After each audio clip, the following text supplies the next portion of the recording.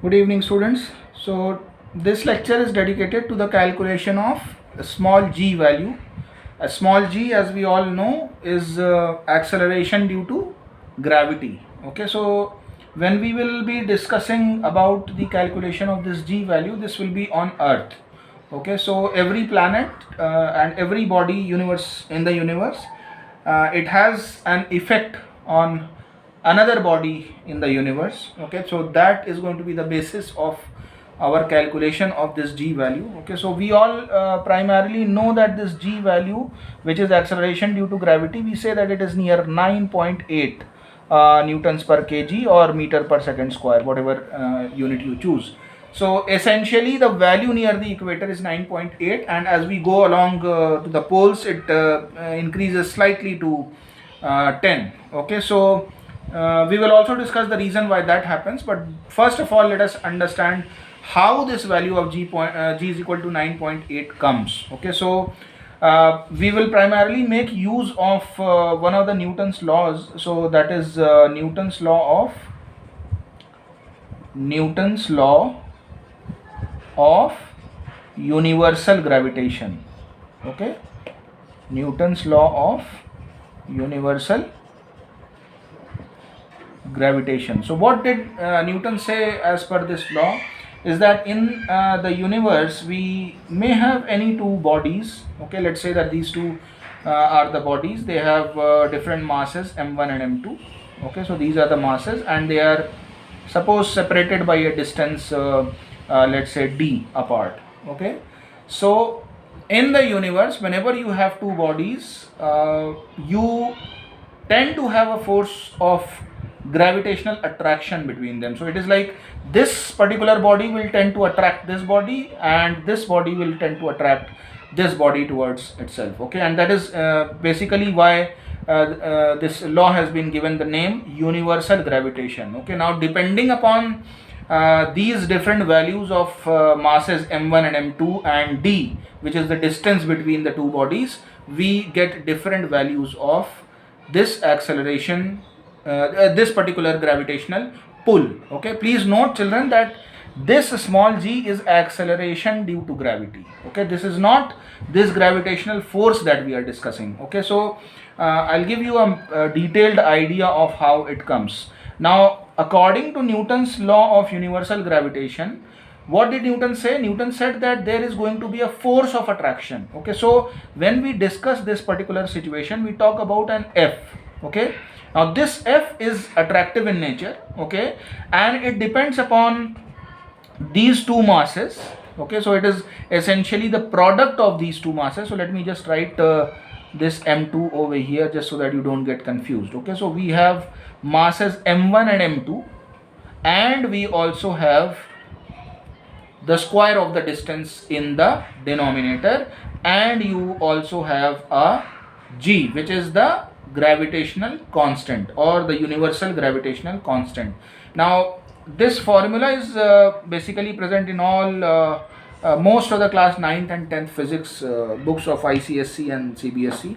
So you might have already seen this particular formula. I'll just give you I'll not give you the detailed derivation of this formula, because the reason why I'm picking this formula and this law is to basically get to know how g value comes out to be 9.8. So our motive is different. Our motive is not to derive this formula. So if somebody wants to derive, there are statements of Newton's law. So you can go ahead and use F is directly proportional to m1, this, and then F is directly proportional to the second mass, then this F is inversely proportional to the square of the distance between them, and using the combined effect of that you can get this particular formula. Okay, so we will keep in mind that this is the formula of attractive force or the gravitational force between any two bodies m1 and m2 in the universe, which are separated by a distance d apart. Okay, now keeping this law in mind, let us see what happens on Earth. So suppose that we have let's say, for example, we have a particular case in which we have, let me draw the Earth diagram over here. So supposing that we have this situation over here, this is the center of the Earth. So I'm going to treat m small e as the mass of the earth, because this earth is also a body present in the universe. It has its own mass, and it has it has its gravitational influence on other bodies. Okay, so supposing that there is a person standing over here on the surface of the earth.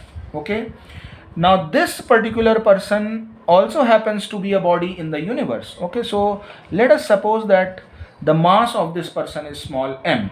Okay, now since this person is standing right on the surface of the earth, so if we assume the whole gravitational effect because of this big body, which is the earth, to be concentrated at the center, so the distance between these two bodies, now you see what I'm doing essentially is, if you remember just now in the formula, F is equal to G m1 m2 upon d square was the formula. Okay, this was the formula. So this d was the distance between the two bodies. So where are my bodies now? One is the earth, so the center will be treated as the point from where the distance will be calculated, and obviously this is the position of the other body. So this d, which is the distance between the two bodies, in this particular case will become radius of the earth, won't it?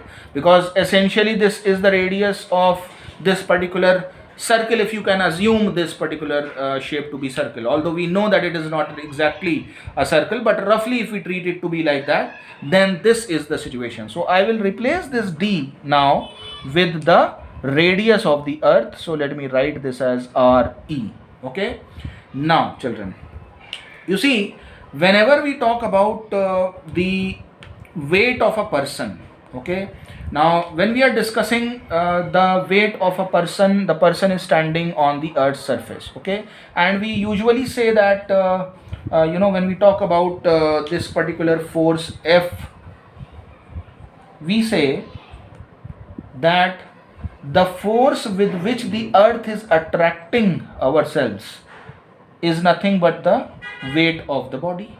Okay, which body? Our body, or this person's body. Okay, so the weight of the person, we all know, is the product of mass, which is the mass of the person, multiplied by g, which is the acceleration due to gravity. In short, we know that mg is the weight of the person on the earth if we treat g to be that of the earth. Okay, now have you ever given it a thought as to why do we feel that attraction, or why if we just climb up to the first floor and jump out, we are always going to come down, like that example of the apple historical example that was there. So the idea here is that this mg, which is the weight of the person, or the force with which the earth attracts our body, this is mg. But what is the cause of this mg? The cause of this mg is exactly this particular law, Newton's law that we have discussed, which states that you will always have a force of attraction between the two bodies in the universe. Okay, so what is this mg? What is this force, or what is this force with which the earth is pulling our bodies? It is primarily because of this gravitational universal gravitational force of attraction. So if we want to equate this to this force, then what are we going to have? We are going to have this g, which is the universal gravitational constant. This m1 and m2, children, please note, this will become my m1 and this will become my m2, because these are the two bodies here. So we have mass of the earth and mass of the person's body upon d square. Now this d, I already told you, will now become the radius of the earth square. Okay, so essentially what we are seeing here is that the weight of the person is actually because of not only the mass of the person, but also because of this small g, which is actually getting created because of the universal gravitational pull. Okay, so now you see this m and this m, because these are the masses of this particular person, so they get cancelled. So essentially what you get here is capital G mass of the earth into 1, because now m has gone, upon, so you can, if you want, you can simply remove this is GME in the numerator upon radius of the earth square. So now you see, children, that acceleration due to gravity, when we say that it is fixed 9.8 or roughly 10, it is fixed for every person, whether a person has a mass of 100 kgs or there is a child of 20 kgs mass. Okay, so please note that you can see in this formula of G that small m is not even present in the formula because it has got cancelled. Okay, so it is because that small m is absent that this acceleration due to gravity is same for all the bodies on the earth. Okay, and we will now come to the derivation of conclusion of that particular value of G. How do we get this value of G from this formula? So now you see, children, this G is universal gravitational constant and it has a value 6.67 into 10 to the power minus 11. Okay, multiplied by, now you see, what do we have next? We have mass of the earth, and mass of the earth, children, is 6 into, now this is a known value naturally, so we are going to write the value 6 into 10 to the power 24 kgs divided by RE square. Now what is RE? RE is the radius of the earth. Okay, and we know the radius of the earth also, and that is 6.4 into 10 to the power 6 meters, or you can also, if you want, you can express it in kilometers, but then here we will be using the SI units. Okay, so putting, now please note, children, this is only the value of RE. We have RE square, so we will have to do the square of this value. Okay, now what else do we have? So let us essentially simplify what we have written here. 10 to the power minus 11 and 10 to the power plus 24 will give me a value. So I'm going to write this small g on the left side. I have 6.67 multiplied by 6. So this is 6, this 6 and this value multiplied by, now this and this, when they get cancelled, you get 10 to the power how much? 13, because we have 24 with a plus sign. So upon, we have 6.4 into 6.4 because it is squared of that number, multiplied by 10 to the power 6 squared will become 10 to the power 12, which will get cancelled with this to give you only 10 here. Okay, now when you calculate, you can use the calculator here. 6.67 into 6 into 10 divided by this, you will get a value somewhere around 9.78 meter per second square. Okay, so it is because of this particular calculation and it is because of this particular concept of Newton's law of universal gravitation between our bodies and the earth as a body that we feel this particular weight, or we feel that the earth is pulling us with a weight. A person who has more mass will not have any difference in terms of how this G is acting.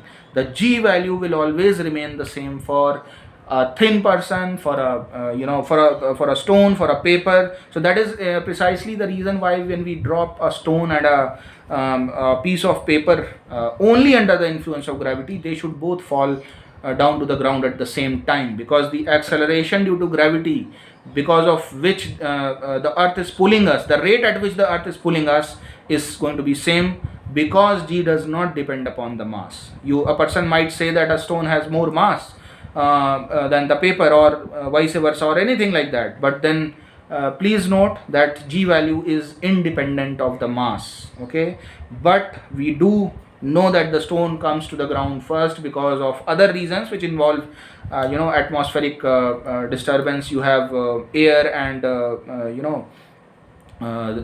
different layers of the earth having different densities. Air resistance is there. Okay, so that probably hampers the falling of the piece of paper more than the stone, and that is why the stone comes down first and the piece of paper comes down later.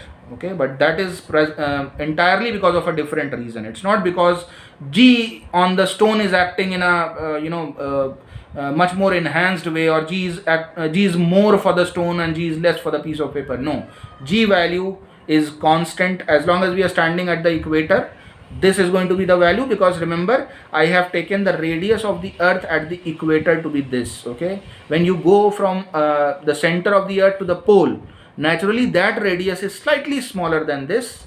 Okay, slightly smaller than this value, and therefore you get an enhanced value of g near 10, because you can see that this radius is coming in the denominator. So if the denominator decreases, the overall fraction value increases. So this is precisely the reason, children, why we have the value of g as 9.78 roughly near the equators.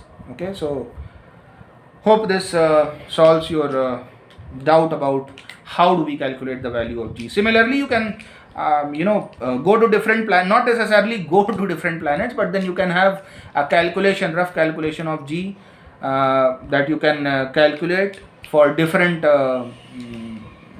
heavenly bodies, because different heavenly bodies will have this mass different, this radius will be different, and therefore g calculation would come out to be different.